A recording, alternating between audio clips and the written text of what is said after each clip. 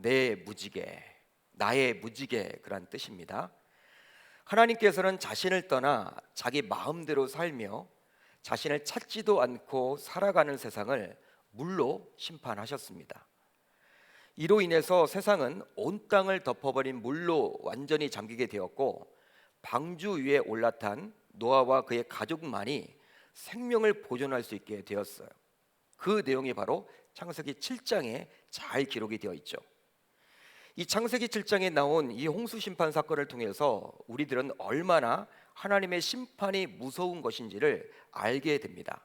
알 수가 있어요.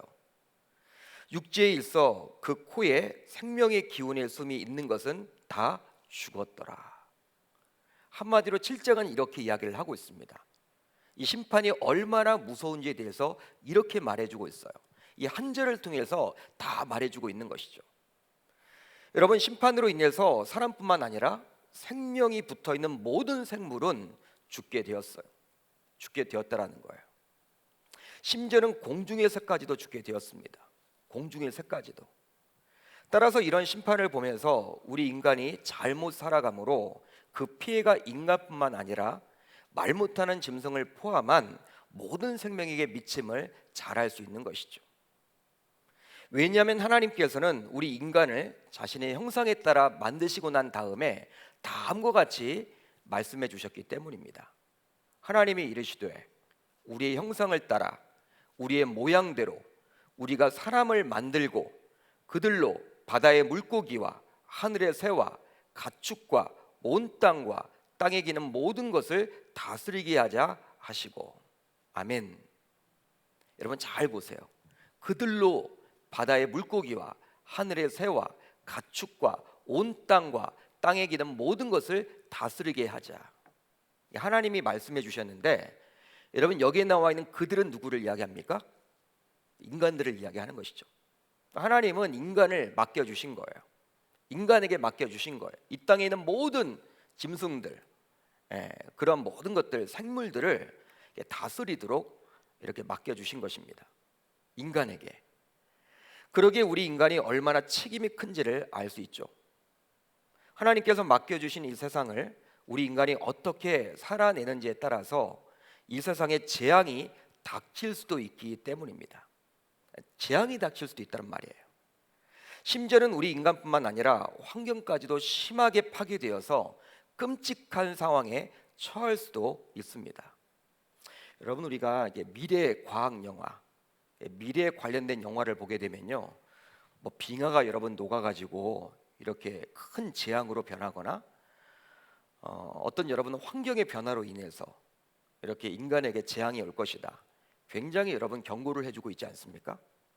그런 영화를 통해서도 알 수가 있고, 또 책을 통해서도 우리가 경고를 이렇게 듣기도 하죠.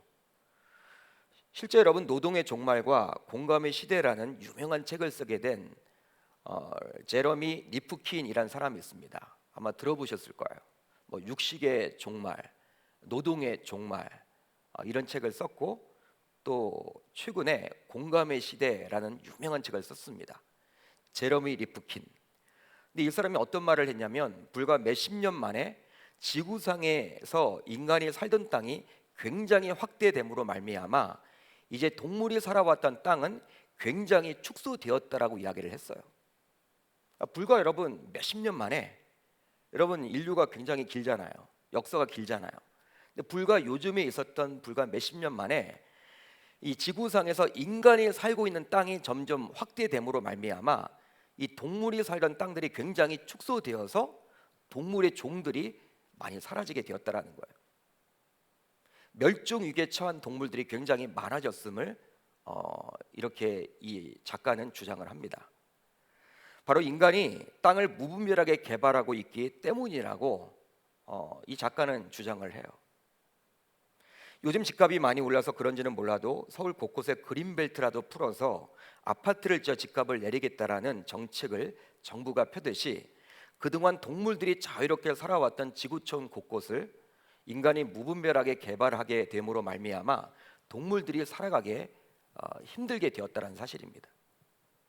실질적으로 여러분 이제 뭐 브라질에 있는 이 아마존 정글들이요 막 개발을 한대요. 이 브라질이라는 나라에서. 인도네시아를 가보게 되면 굉장히 여러분들 이 정글이 많지 않습니까? 근데 그런 정글들도 막 개발을 한대요. 여러분 동물들만 살고 있었던 그곳이 이제 인간의 무분별한 개발로 인해서 파괴가 되는 것이죠.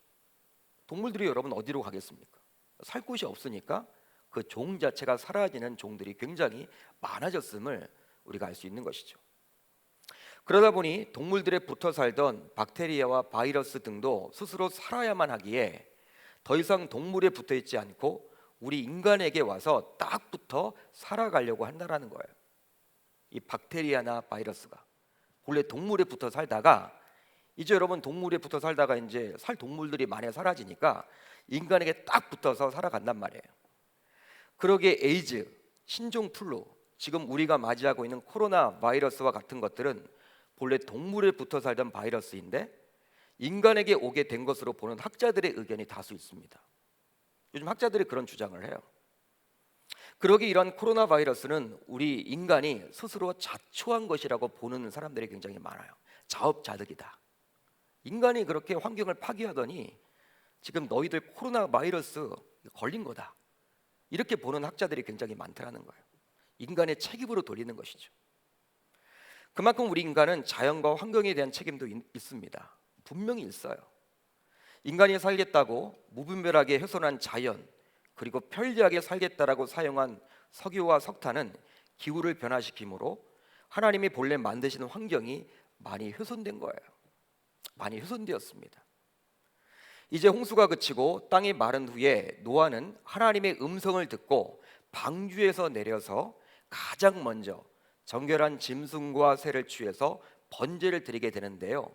그 내용이 바로 다음의 내용입니다. 우리 자막을 통해서 한번 같이 읽어봅니다. 시작. 노아가 여호와께 제단을 쌓고 모든 정결한 짐승과 모든 정결한 새 중에서 제물을 취하여 번제로 제단에 드렸더니 여호와께서 그 향기를 받으시고 그 중심에 이르시되 내가 다시는 사람으로 말미암아 땅을 저주하지 아니하리니 이는 사람의 마음이 계획하는 바가 어려서부터 악함이라.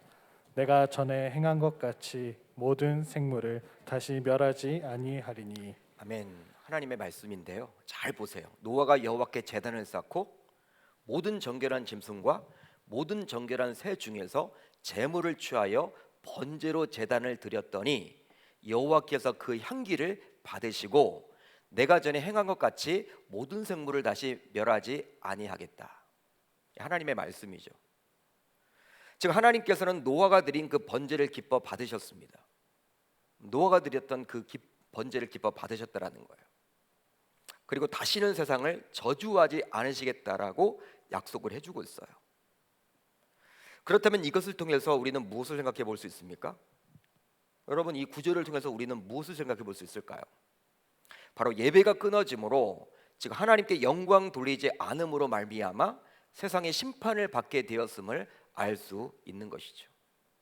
여러분 예배라는 게 무엇일까요? 예배는 하나님과 관계를 맺는 거예요. 하나님과 연합하는 거예요. 여러분 동의하시면 아멘. 다른 게 여러분 예배가 아닙니다. 하나님과 여러분 관계를 맺는 거예요. 그런데 이 예배가 끊어짐으로 즉 하나님께 영광을 돌리지 않게 됨으로 말미암아 세상의 심판을 받게 되었음을 알 수 있는 것이죠. 물론 당시에도 아담의 후손들이었기 때문에 예배의 형식과 모양은 분명히 있었습니다. 분명히 있었겠죠. 그렇지만 하나님이 받으시는 예배가 아니라 그냥 인간 스스로의 위안과 만족을 위한 예배였던 거예요. 마치 가인의 예배와 같이. 가인도 여러분 예배 드렸습니다. 예배자였습니다. 그렇지만 하나님이 받으시는 예배가 아니라 자기 만족을 위한 예배였던 것이죠. 믿음으로 드린 예배가 아니었던 것이죠. 그러다 보니 하나님은 그 예배를 인정하지 않으신 거예요. 따라서 예배를 드리는 것이 중요하지 않고, 여러분 잘 들으십시오. 예배를 드리는 것이 중요하지 않고 과연 하나님이 받으시는 그 예배를 드리고 있는지가 더 중요하다는 사실이에요. 지금도 여러분 예배를 드립니다. 많은 사람들이 예배를 합니다. 그렇지만 그것이 중요한 것이 아니라는 거예요.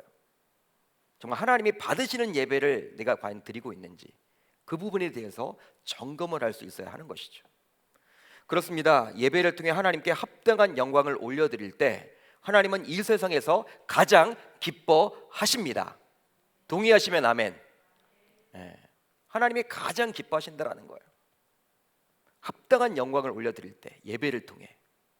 그러게 우리들 모두 노아와 같이 하나님이 받으시는 참된 예배자가 되어야 할 줄 우리 주님의 이름으로 축원드립니다. 그렇지만 노아와 그의 가족들에게 문제가 생겼어요. 오늘 말씀을 여러분 쭉 읽어보시면요, 이 창세기 9장을 쭉 읽어보시면 노아와 그 가족들에게 문제가 생겼어요. 바로 노아의 예배를 기뻐 받으신 하나님께서 세상을 향한 심판을 거두신다라고 약속을 해주고 있지만, 노아와 그 가족들은 온 세상이 물로 덮여 멸망했던 사건을 직접 경험했기 때문에 평생 잊을 수 없는 큰 충격으로 다가왔던 거예요. 그 충격을 안고 살아갈 수밖에 없었다라는 사실입니다. 노아와 그 가족들이. 여러분들은 혹시 트라우마에 대해서 알고 계십니까? 트라우마. 백과사전을 통해서 살펴본 트라우마의 정의는 다음과 같아요. 제가 한번 읽어드릴게요. 신체적, 정신적 외상을 말한다. 여러분, 이 병원, 종합병원에 가게 되면 외상센터가 있죠? 영어로 어떻게 쓰여져 있느냐? 트라우마 센터, 이렇게 쓰여져 있어요. 외상의 사전적 의미는 사고나 폭력으로 몸의 외부에 생긴 부상이나 상처를 이르는 말이다. 본래는 여러분 원뜻은 이 겉에 여러분 상처를 말한대요. 사고로 인해서 당한 그 상처를 말하는데, 트라우마는 그런데 주로 신체적 외상보다는 심리학과 정신의학에서 말하는 심적, 정신적 외상을 의미하는 말로 요즘은 더 많이 써요. 부상이나 어떤 사고를 통해서 이렇게 육체적으로 이렇게 눈에 보이는 신체에 당하는 것이 본래 여러분 트라우마가 맞아요. 요즘엔 그렇게 쓰이지 않고 심리학, 정신의학에서 말하는 바로 심적, 정신적 외상을 의미하는 말로 주로 쓰인다는 거예요. 정신의학이나 심리학에서는 트라우마를 외부에서 일어난 충격적인 사건으로 인해 발생한 심리적 외상으로 정의하곤 합니다. 따라서 전쟁이나 자연재해, 대형 사고와 같은 대규모 참사로부터 타인에게 당한 폭력이나 강간 등 신체적, 성적, 정서적 학대 모두 트라우마를 일으킬 수 있다고 보는 거예요. 충격 그 자체가 트라우마인 것이죠. 예를 하나 들어보면요, 전쟁을 경험한 세대에게는 전쟁 트라우마라는 것이 있습니다. 혹시 들어보셨어요? 전쟁 트라우마. 전투기가 마을을 공습해서 수많은 사람들이 죽는 것을 직접 눈으로 목격했던 할머니는요, 수십 년이 흘렀음에도 불구하고 그것이 여러분 치료가 잘 안 되는 거예요. 여러분, 이 동네 위로 이제 비행기가 여러분 지나가면요, 여러분 그때 수십 년 전에 마을을 폭격해가지고 많은 사람들이 죽어간 그 장면이 떠오르는 거예요. 제대로 여러분 살아갈 수가 없는 것이죠. 겁에 질려 어쩔 줄 몰라 한다는 이야기를 여러분 듣곤 하지 않습니까? 지금도 여러분 그런 분들이 있다라는 거예요. 뭐 월남전에 참여했다가 이렇게 월남전을 다녀왔던 참전 용사들 가운데 여러분 이러한 트라우마의 그러한 병에서 헤어나오지 못한 분들도 여러분 지금도 많이 있다고 그럽니다. 제가 아는 집사님은요, 어릴 적에 탔던 자동차 사고로 인해서 가족 모두 부상을 당해 오랫동안 병원 신세를 진 경험이 있다고 그래요. 그랬나 봐요, 여러분. 정말 온 가족이 이렇게 승용차를 타고 가다가 오래전 이야기예요, 여러분. 근데 여러분 교통사고를 통해서 온 가족이 한꺼번에 이 병원에 입원해 본 적이 있었나 봐요. 그 이후로 수십 년이 흘렀지만 집사님은 가족들과 함께 차를 타지 못한다고 해요. 차를 타지 못함. 가족들과는 차를 타지 못해요. 심지어는 아내와 아들과 딸 모두 한 차로 이동을 하지 못해서 어떤 여행도 함께 할 수 없다고 합니다. 같이 가지 못하는 거예요. 여행을 같이 떠나지 못하는 거예요. 여러분 얼마나 힘들겠습니까? 자신의 이런 트라우마를 치료하고자 정신과에도 가보았지만 별 소용이 없다 하더라고요. 따라서 노아는 심판을 거두시겠다라는 하나님의 약속을 받았음에도 불구하고 평생에 지울 수 없는 홍수 심판의 상처, 이것을 잊기 어려웠을 거예요. 아마도 그럴 거예요. 왜? 직접 경험해 봤기 때문에. 여러분 자신의 인생에서 이것이 여러분 보통의 문제가 아니겠죠. 40일 주야로 비가 내렸고 150일 이상 동안 물에 여러분 잠겼어요. 온 세상이. 수많은 사람들이 다 죽는 그 광경들을 다 지켜봐야만 했고, 여러분 방주에서 살펴보면요, 여러분 물에 막 사람들의 시신이 떠올랐을 거 아니에요. 또 온갖 여러분 동물들의 시신이 다 떠올랐을 거 아니에요. 여러분 이게 트라우마로 여러분 남아있지 않겠습니까? 이 노아와 그의 가족들에게.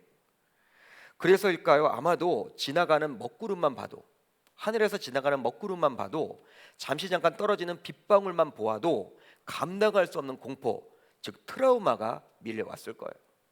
노아와 그런 가족들에겐 그런 트라우마가 있었을 겁니다. 사람인지라. 왜 그러지 않았겠습니까? 여러분, 이런 연약한 노아에게 이제 하나님께서는 위로를 해주시고 보장을 해주시는데, 그것이 바로 무지개였어요.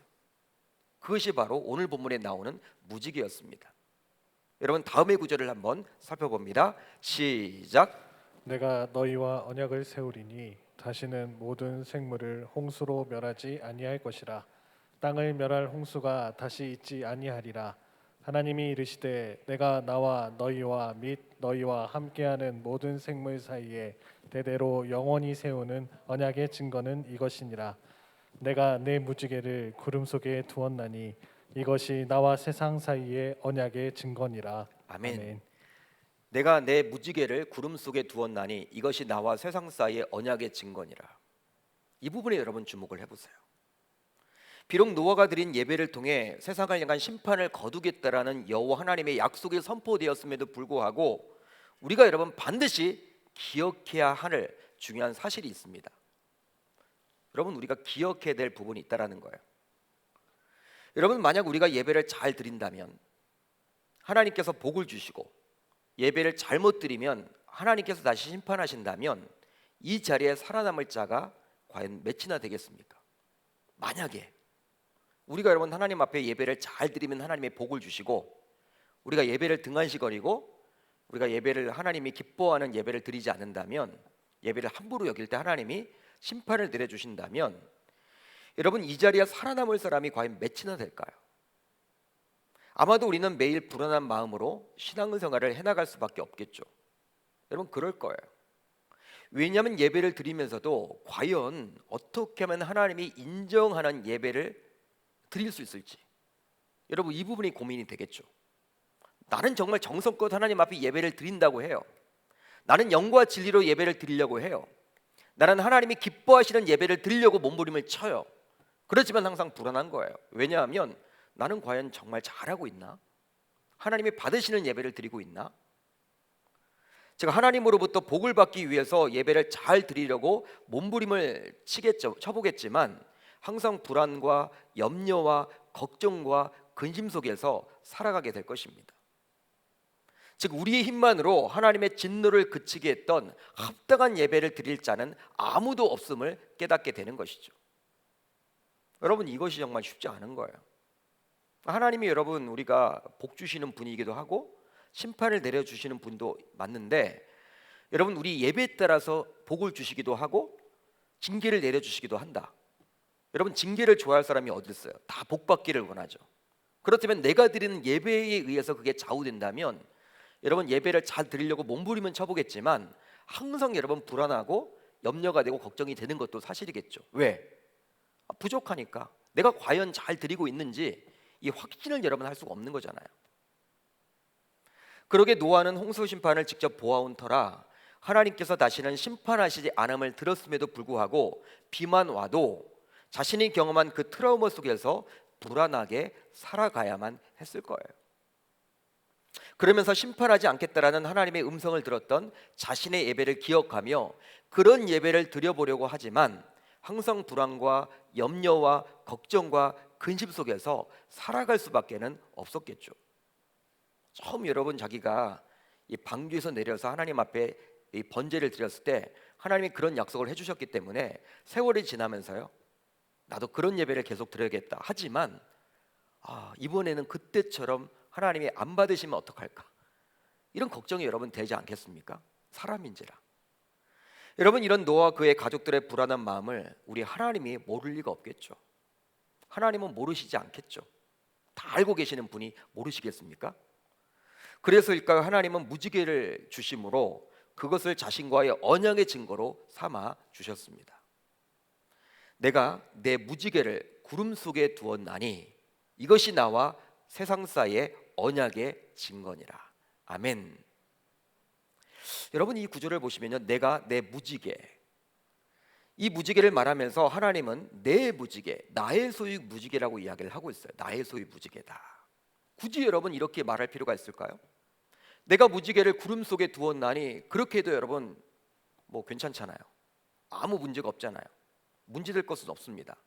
내가 무지개를 구름 속에 두었나니 굳이 여러분 내 무지개라고 이야기를 해주고 있다는 거예요. 여러분 특별히 무지개는 일종의 자연현상이기에 하나님이 하신 것으로 볼 수 있겠죠. 여러분 혹시 요즘에 무지개 보신 적이 있으세요? 자연현상 무지개를 보신 적이 있으세요? 예. 요즘에 무지개 저는 자주 보지를 못한 것 같은데, 그런데 굳이 이 구절을 통해서 하나님께서는 자신의 무지개로 말씀해주고 있습니다. 이 자연현상은 하나님이 하셨는데 그렇다면 나의 무지개라고 할 필요가 없는데 그렇게 지금 쓰여지고 있다는 거예요. 바로 무지개는 그냥 자연현상의 일적으로만 보아서는 안 되며 하나님께서 이것을 나타내 주심으로 말미암아 하나님께서 노아와 맺었던 그 언약을 기억함으로 다시는 물로 심판하지 않겠다라는 의미가 있는 거예요. 내 무지개로 말을 하면서 그냥 일반적으로 보여지는 그 무지가 아니라는 것이죠. 자연현상의 무지개만이 아니라는 거예요. 여러분 과학의 원리로 여러분 설명이 가능하죠? 무지개 과학의 여러분 이렇게 이론으로 여러분 설명이 가능합니다. 어떨 때 무지개가 생긴다. 그게 가능해요, 여러분. 근데 그런 무지개가 아니라는 거예요. 내 무지개라고 이야기를 함으로 말미암아 이것은 하나님께서 노아와 맺었던 그 언약을 기억함으로 다시는 물로 심판치 않겠다라는 약속의 메시지인 거예요. 실제로 다음의 구절을 보시면 잘 알 수 있습니다. 내가 구름으로 땅을 덮을 때 무지개가 구름 속에 나타나면 내가 나와 너희와 및 육체를 가진 모든 생물 사이에 내 언약을 기억하리니 다시는 물이 모든 육체를 멸하는 홍수가 되지 아니할지라. 무지개가 구름 사이에 있으리니 내가 보고 나 하나님과 모든 육체를 가진 땅의 모든 생물 사이에 영원한 언약을 기억하리라. 아멘. 잘 보세요. 무지개가 구름 속에 나타나면 내 언약을 기억하리니 영원한 언약을 기억하리라. 즉 하나님께서는 구름 속에서 나타난 무지개를 보고 내가 노아와 맺었던 약속을 기억하고 내가 너희를 지키겠다라고 이야기를 해주십니다. 할렐루야. 뭐라 할까요? 그동안 우리가 예배를 잘 드렸기 때문에 여기까지 온 것이 아니라는 거예요. 우리가 하나님 앞에 무언가를 잘해서 이 자리에 있는 것이 아니라는 거예요. 우리가 무지개를 보고 하나님의 언약을 생각할 수도 있지만 설령 우리는 이것을 잊어버리더라도 여호와 하나님께서 오히려 그 무지개를 보고 그 언약을 기억하심으로 우리를 멸하지 않고 지켜주시겠다라는 약속의 메시지입니다. 나는 하나님을 잊어도 하나님은 그 무지개를 보고 나를 잊지 않아주겠다라는 거예요. 잊지 않겠다라는 거예요. 노아는 설령 하나님을 잊어도 하나님은 노아를 붙들고 계신다라는 거예요. 그 확증이 바로 무지개라는 거예요. 하나님이 무지개를 보신다라는 것이죠. 그 무지개를 딱 보면서 노아를 기억하겠다라는 거예요. 하나님의 약속의 메시지죠. 지금은 모두 컸지만 큰 아이가 7살이 되었고 둘째 아이가 3살 정도 되었을 때 근처에 있는 아파트 놀이터에 가서 아이들을 여러분 이렇게 놀도록 했어요. 당시에는 제가 다세대 주택에 살고 있었기에 옆 아파트 놀이터에 놀러 간 것이죠. 아파트 놀이터에 놀러 갔어요. 우리가 살고 있는 아파트가 아니라 그 당시 여러분 다세대 연립에 살았기 때문에 근처 아파트에 우리 아이들 7살 된 큰아이와 둘째, 3살 된 둘째를 데리고 제가 놀러 간 거예요. 당시 아내는 2살 된 막내와 집에 있었고 제가 첫째와 둘째를 놀이터에 데리고 가서 놀게 했습니다. 놀게 했어요. 그런데 역으로 미끄럼을 타고 올라오는 둘째 아이를 향해서 첫째 아이가 미끄럼을 타고 내려가서 밀어버림으로 사고가 났어요. 굉장히 여러분 위험한 거죠. 위험한 사고, 어떤 사고인지 알죠? 여러분 둘째 이 3살짜리 아이는요 미끄럼을 거꾸로 여러분 이제 올라가요. 근데 큰 아이가 장난으로 위에서 여러분 밀고 내려간 거예요. 당시 다행히 큰 사고로 이어지진 않았지만 하마터면 둘째가 굴러 떨어져서 큰 사고로 이어질 뻔했습니다. 굉장히 다들 놀랐어요. 둘째는 울고불어 난리가 쳤습니다. 믿었던 오빠가 자신을 그리했다며 서럽게 막 울기 시작했어요. 주변 사람들이 다 여러분 막 모였고 다치지 않았느냐 다 물어보기도 하고 애 울음은 그치지도 않고 저는 너무나 놀란 나머지 첫째를 불러놓고 엄청 혼을 냈으며 아이가 눈물을 흘릴 정도로 따끔하게 혼냈습니다. 그래서는 안 된다고. 왜 그랬냐고. 왜 그런 장난을 쳤냐고. 매만 들지 않았지 굉장히 여러분 말로 제가 뭐라고 했어요. 다그쳤어요. 그런데 다음날 새벽에 기도하는 가운데 하나님께서 부어주신 마음이 있었어요. 새벽에 여러분 이제 교회에 가서 기도를 하는데 하나님이 제게 부어주신 마음이 있었어요. 어떤 마음이 있냐. 사랑하는 아들아, 네 7살짜리 아이는 그게 얼마나 위험한지 모르고 장난으로 그랬잖아. 그런데 너는 그렇게 살면 안 되는지 뻔히 알면서도 얼마나 짓는 죄가 많냐. 얼마나 죄를 많이 짓니. 알면서도 죄를 많이 짓지 않니. 만약에 네가 알고도 죄를 지을 때마다 네가 화가 나서 아이를 질책한 것처럼 내가 너를 징계한다면 네가 과연 여기에 살아있을까? 하나님이 이런 마음을 제게 주신 거예요. 아, 그렇구나.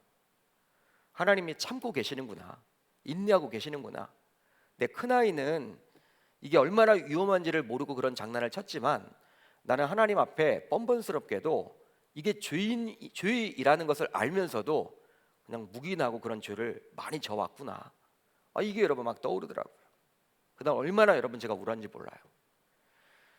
그리고 이런 하나님의 마음을 느끼게 되어서 아이에게 굉장히 미안해서 당시 바로 사과를 했던 기억이 납니다. 물론 여러분 아이는 다 잊었더라고요. 이미 다 잊었더라고요. 큰 아이가. 여러분 그렇다면 이 무지개는 무엇이라 할 수 있을까요? 오늘 본문에 나와 있는 이 무지개는 무엇이라 할 수 있을까요? 바로 무엇이든지 덮어주시는 하나님 아버지의 사랑입니다. 하나님 아버지의 사랑을 이야기하는 거예요. 혹 너가 이 세상의 심판을 보고도 믿음으로 살겠다라고 약속을 잊고 어길지라도 나는 너의 허물을 덮어줄 것이다. 즉 내 아들 예수가 재림할 때까지 다시는 물로 세상을 심판하지 않을 거야. 하나님께서는 친히 무지개를 보심으로 세상을 덮어주고자 하는 자신의 사랑을 우리들에게 확신시켜 주셨습니다. 그러기에 이 무지개는 하나님의 은혜요 사랑인 거예요. 여러분 무지개는 하나님의 은혜요 사랑입니다. 궁극적으로 세상을 향한 심판, 이것을 막는 그리스도의 희생을 상징하는 것이죠. 본래 여러분 무지개라고 번역된 히브리어 단어는요 어떤 단어를 쓰냐면 퀘셰프라는 단어를 씁니다. 퀘셰트라는 단어를 써요. 퀘셰트. 이게 여러분 어떤 뜻이냐? 활이란 뜻이에요. 활. 여러분 활의 모양이 여러분 어떻습니까? 이렇게 여러분들 이렇게 이런 모양이죠. 근데 무지개가 여러분 이런 모양이라서 이렇게 따왔는지도 모르겠어요. 아무튼 히브리어 원어는 퀘셰트 그리고 활이란 뜻이에요. 그러기에 원수를 심판할 때 사용하는 무기는 활. 그 활을 거두신 하나님의 은혜를 구름 속에 징표로 두신 것이 곧 무지개임을 알 수 있는 것이죠. 무지개임을 알 수 있는 거예요. 여러분 하나님이 건망증이 있기에 무지개를 보고 깜빡하지 않고 기억하겠다는 의미가 아니죠. 하나님은 건망증이 없는 분이에요. 다 모든 것들을 알고 계시죠. 바로 내가 기억하리라. 내가 기억할게. 내가 기억할게. 이렇게 반복해주고 있는 것을 통해서 우리는 무엇을 알 수 있습니까? 바로 그 은혜로 우리를 지키겠다라고 우리에게 확증해주고 있음을 보여주고 있는 거예요. 그걸 알 수 있는 것이죠. 따라서 우리는 자연현상 속에서 무지개를 볼 때마다 이런 주님의 은혜와 사랑의 마음을 느낄 수 있어야만 할 줄 믿습니다. 무지개는 여러분 굉장히 좋은 거예요. 좋은 의미입니다. 성경적으로 보게 되면. 그런데 이렇게 좋은 의미가 바로 무지개인데 요즘은 동성애자들이 이 무지개 깃발을 사용하고 의미를 부여하다 보니 굉장히 본래 의미에서 왜곡되어 버렸어요. 따라서 요즘은 무지개가 기독 신자들에게는 그리 좋은 의미는 아니죠. 그리 좋은 의미는 아니죠. 무지개 깃발을 들고 있다. 여러분 그것은 나는 동성애자입니다. 그런 표시거든요. 여러분 좋은 의미로 와닿지 않아요. 실제로 동성애 축제인 퀴어 축제는 온통 이 무지개 색깔로 뒤덮여 있다 합니다. 신천지, 기쁜 소식 선교회, 하나님의 교회 등의 이단 사이비 등을 보아도 그렇지만 성경적인 좋은 것들을 그들이 선점해 버려서 나쁜 이미지로 둔갑시켜 버렸어요. 여러분 신천지라는 것은요 요한계시록에 나와 있는 새 하늘과 새 땅이에요. 신천지, 새로운 신자를 쓰죠 여러분. 새로운 하늘과 땅이라는 거예요. 굉장히 여러분 본래 좋은 의미죠. 여러분 근데 신천지 하면요 요즘에는 뭐 좋지 않잖아요. 다 여러분 거부하는 집단이 되어 버렸잖아요. 성경적인 의미는 맞는데 여러분 기쁜 소식은 무엇입니까? 구원파의 기쁜 소식 성경에 있죠. 기쁜 소식은 복음이에요. 복음, 굿 뉴스. 굉장히 여러분 예수 그리스도를 말하는 거죠. 근데 그들이 선점해 버렸어요. 하나님의 교회 틀린 말 아니죠 여러분. 교회가 하나님 것이 지금 부처님 것입니까? 하나님의 교회가 맞아요. 그것도 여러분들 이게 이상하게 흘러갔죠. 지극히 성경적인 내용들인데 이단과 사이비들이 그것을 활용하다 보니 오히려 잘 모르는 신자들은 혹하고 빠져드는 거예요. 신천지 굉장히 좋잖아요. 이름 자체는 기쁜 소식 성교회 그럴듯하잖아요. 성경적이죠. 하나님의 교회. 그래 교회가 하나님 것이지 뭐 부처님 것이냐? 하나님 교회가 맞거든요 여러분. 성경적이에요 여러분들. 마찬가지로 무지개는 본래 동성애와 연관된 의미가 아니라 하나님의 은혜와 사랑을 의미한다고 볼 수 있습니다. 따라서 좋은 의미인 것이죠. 그런데 동성애 단체에서 그것을 가져다가 사용하다 보니 본래 의미가 퇴색되어 버린 거예요. 그러게 요즘은 오해받지 않기 위해서 굉장히 조심스럽죠. 이 무지개 이야기를 한다는 것 자체가. 여러분 하나님의 신실하신 그 은혜와 사랑은 엄청나기에 우리가 감히 알 수 없습니다. 우리가 감히 알 수가 없어요. 그 인간의 여러분 좁은 이성적인 사고로 머리로 어떻게 하나님의 그 크신 은혜와 사랑을 알 수 있단 말입니까? 그렇지만 오늘 말씀을 통해서도 알 수 있듯이 하나님께서는 끊임없이 우리를 기억하시며 은혜를 베풀어 주시고 사랑해 주십니다. 이것을 믿을 수 있기를 바랍니다. 기억할 수 있기를 바랍니다. 정말 홍수 심판 트라우마에 사로잡혀 평생 불안하게 살아갈 수도 있는 노아와 그의 가족들에게 그분의 무지개를 직접 보여주심으로 자신도 노아와 그의 가족을 잊지 않고 기억하겠다는 우리 주님의 은혜와 사랑. 여러분 트라우마에 사로잡혀 있으니까 하나님은 놓치기 쉽잖아요. 그렇잖아요 여러분. 하나님께서 홍수를 내려서 이렇게 벌을 내리셨다. 이것이 여러분들 딱 머릿속에 박혔으면요 하나님 하면 굉장히 여러분 무섭게만 느껴지잖아요. 그러지 않겠습니까? 노아의 입장에서는 하나님은 여러분 사랑의 하나님이신데 사랑보다는 여러분 공의의 하나님이 더 느껴지지 않을까요? 벌을 주시는 분으로. 왜? 자신의 눈으로 직접 경험해 봤으니까. 홍수 심판이 얼마나 무서운지를 여러분 본인이 봤잖아요. 그렇기 때문에 하나님 하면요 이 벌벌 떨 수밖에 없을 거예요. 이런 것들을 알고 있었던 하나님께서 친히 무지개를 직접 보여주심으로 노아 너는 나를 잊을지언정 나는 너를 버리지 않을 거야. 끝까지 너를 붙들 거야. 너를 보호할 거야. 너와 함께 할 거야. 이것을 보여주고 있는 것이죠. 그러니 저와 여러분들을 위해서 자신의 하나밖에 없는 독생자 예수 그리스도를 이 땅에 보내심으로 하나님께서는 십자가에 달려 죽게 하심으로 우리를 구원해 주실 수도 있었던 겁니다.